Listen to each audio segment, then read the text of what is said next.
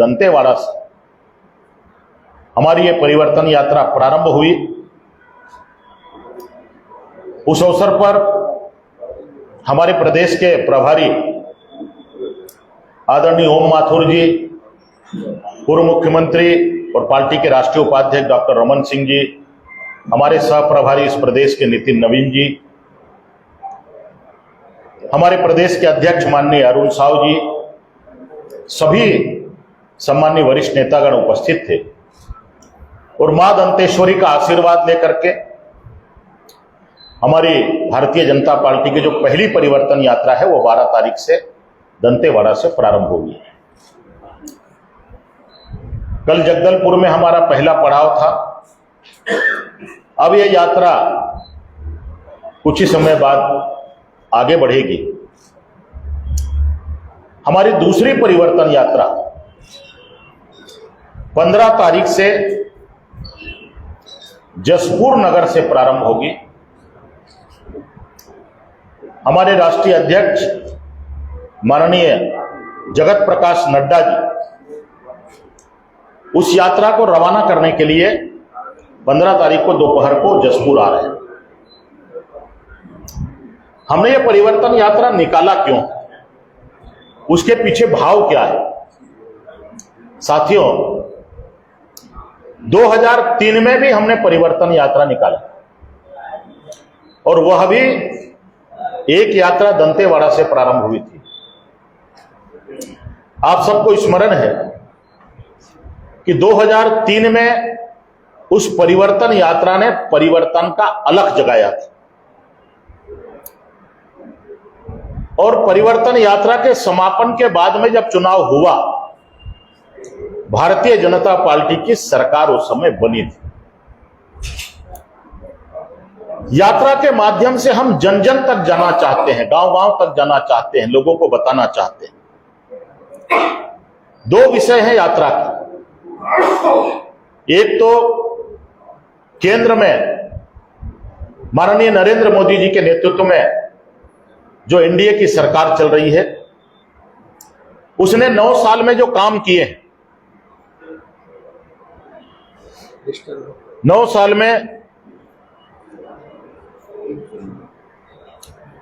साल में जो काम आदरणीय मोदी जी की सरकार ने जो जन कल्याणकारी काम किए, जो हितग्राही मूलक काम किए, हिंदुस्तान को एक नई ऊंचाई दी है। एक विषय यह है कि हम केंद्र सरकार की सफलता, और दूसरी तरफ इस छत्तीसगढ़ राज्य को देश के पूर्व प्रधानमंत्री माननीय अटल बिहारी वाजपेयी ने बनाया। 15 साल में हमने इस छत्तीसगढ़ को संवारने का हर संभव प्रयास किया। बस्तर को भी भारतीय जनता पार्टी ने संवारा, लेकिन आज दुर्भाग्य है 2018 में जो विधानसभा के चुनाव हुए,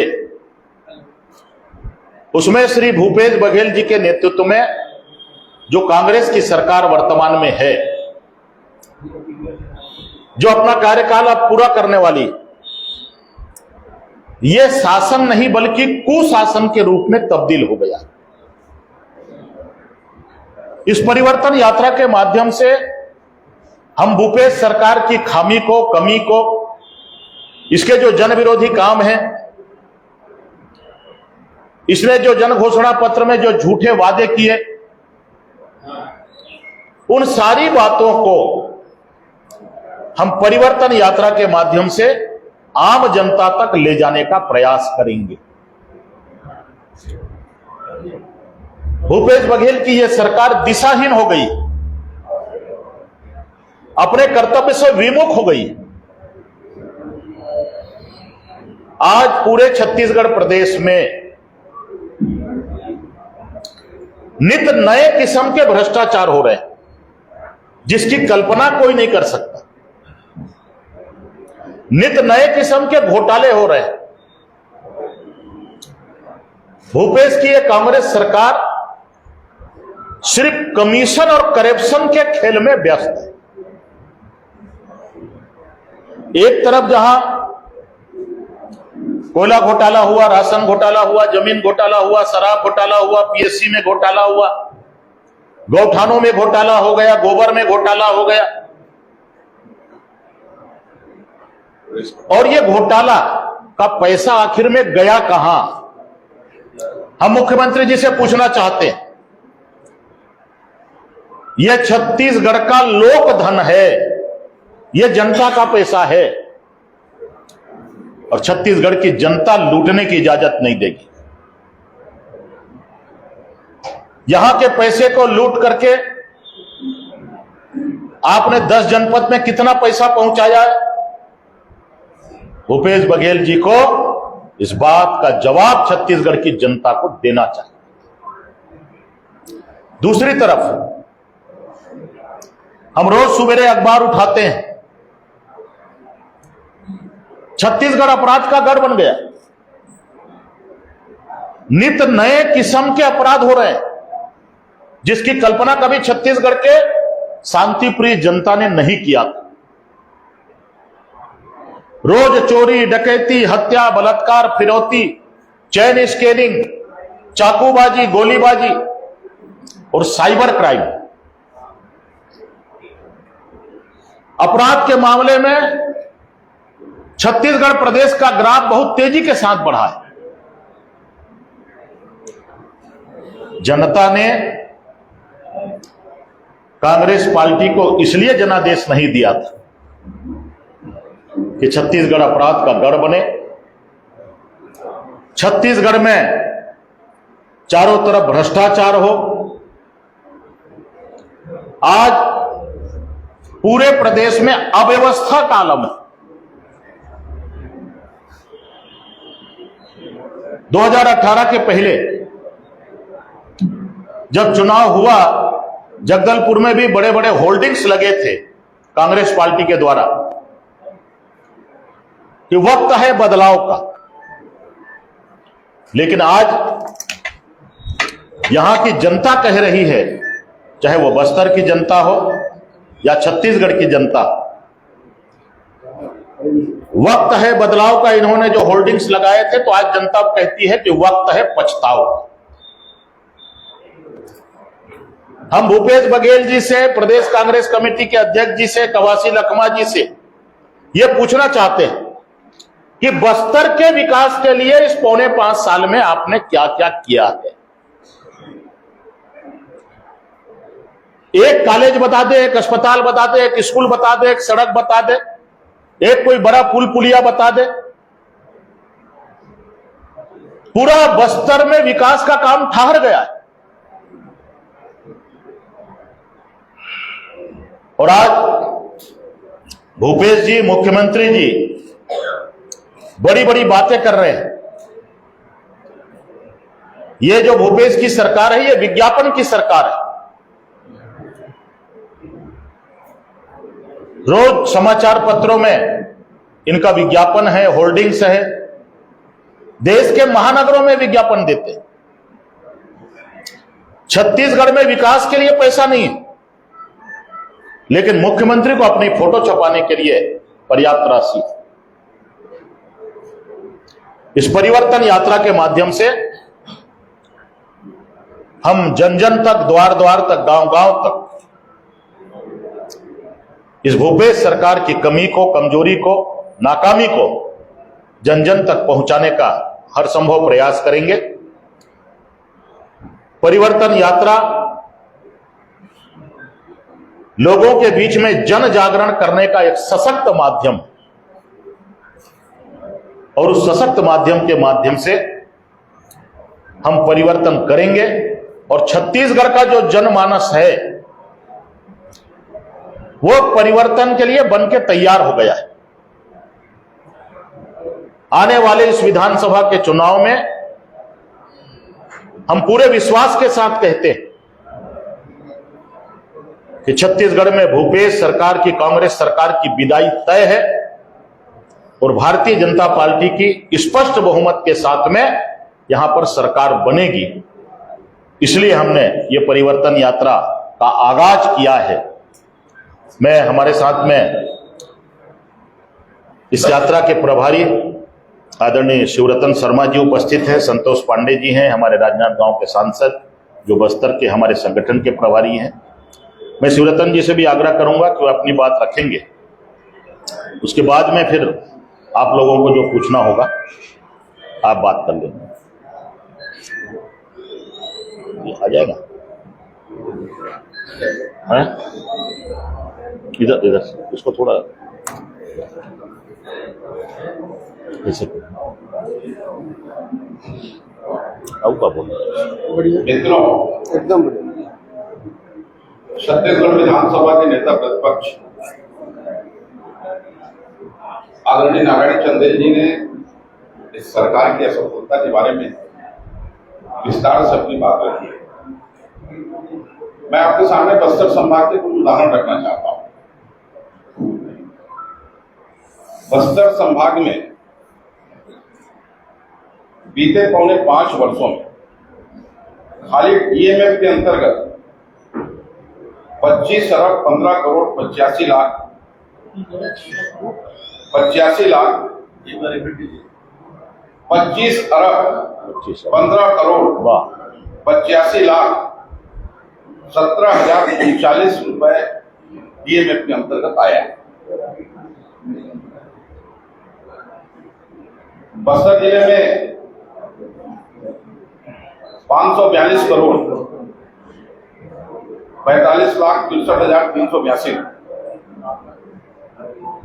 दंतेवाड़ा जिले में 853 करोड़ 1,51,523।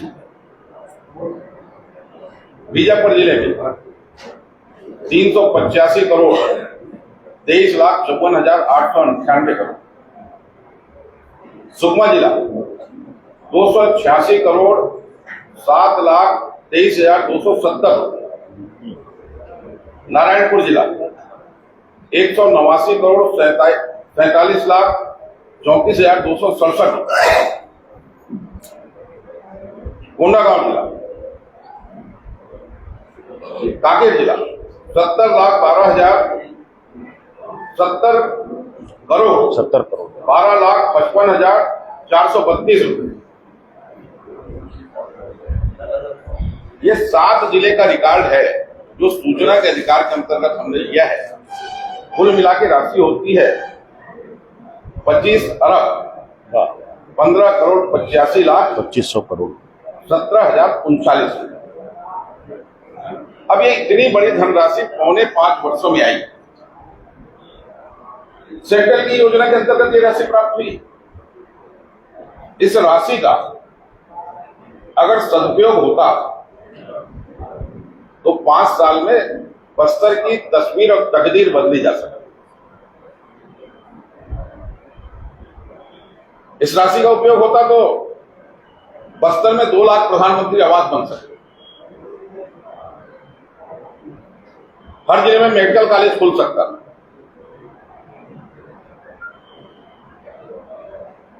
आपके सारे बस्तर की सड़कें ठीक हो सकती। आइए एक आप सोच लीजिए कि दंतेवाड़ा को 853 करोड़ 1,51,523 रुपए आया है, और कभी आप दंतेवाड़ा से बचेली पिरंदुल चलते तो सड़क की क्या हालत है बताने की जरूरत नहीं। इस पूरी राशि का इस सरकार ने बंदरबाट किया है, और इस बंदरबाट का सबसे बड़ा उदाहरण तो क्या है,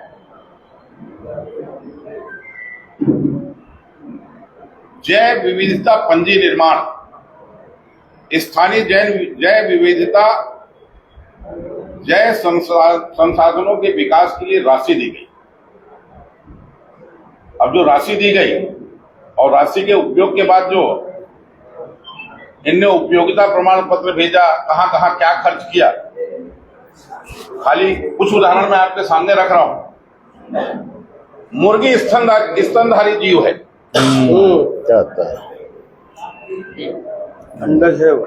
कौवा कोयल के घोंसले में अंडा देता है। सल्फी इमारती पौधा है। सतौरी एक फलदार पौधा है और देसी रूप से घर में बेड़ियों में उगता है। तिल से बेसन बनता है।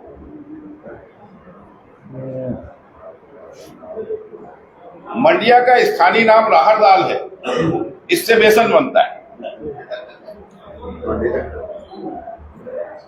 काई जलाऊ ईंधन के रूप में उपयोग किया जाता है। भरोसा के सरकार। और दंतेवाड़ा के जंगलों में तो अंजीर स्वयं उगता है। मंडिया का पौधा हल्दी के पौधे जैसे दिखता है। कोदो धान की प्रजाति है, रागी धान की प्रजाति है। डीएमएफ के राशि का ये दुरुपयोग का एक उदाहरण आपके सामने है। दंतेवाड़ा में खाली नलकूप खनन के लिए 10 करोड़ रुपए की राशि आवंटित हो गई।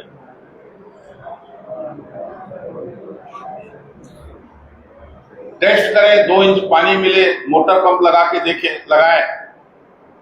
मैं तो आप लोगों से आग्रह करता हूं, एक बार दंतेवाड़ा जाकर के चेक कीजिए वास्तव में उस राशि का कितना सदुपयोग हुआ है।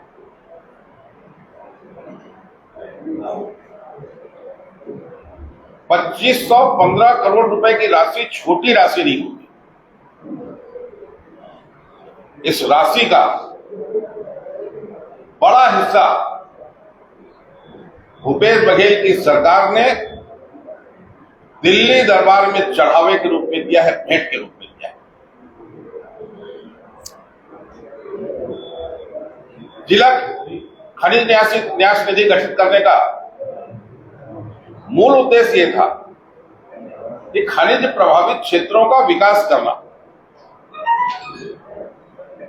और उसके अतिरिक्त उस जिले में व्याप्त मूल समस्याओं के निराकरण के लिए उस राशि का उपयोग करना। और इस राशि का ज्यादा उपयोग खरीदी में हो रहा है। खरीदी मतलब 40 से 50% का कमीशन। और बहुत सी राशि तो ऐसा है जिसकी खरीदी सिर्फ रिकॉर्ड में हुई है और वो पूरी राशि प्रदेश सरकार के मुखिया के माध्यम से कांग्रेस पार्टी को, दिल्ली दरबार को, उनके पार्टी के खर्चे के लिए अन्य प्रांतों में जो चुनाव हुए, ये बार बार छत्तीसगढ़ के लोगों को प्रभारी क्यों बनाते हैं? भूपेश बघेल जी मुख्यमंत्री बनने के पहले तो किसी प्रांत के कांग्रेस के चुनाव प्रभारी नहीं बने।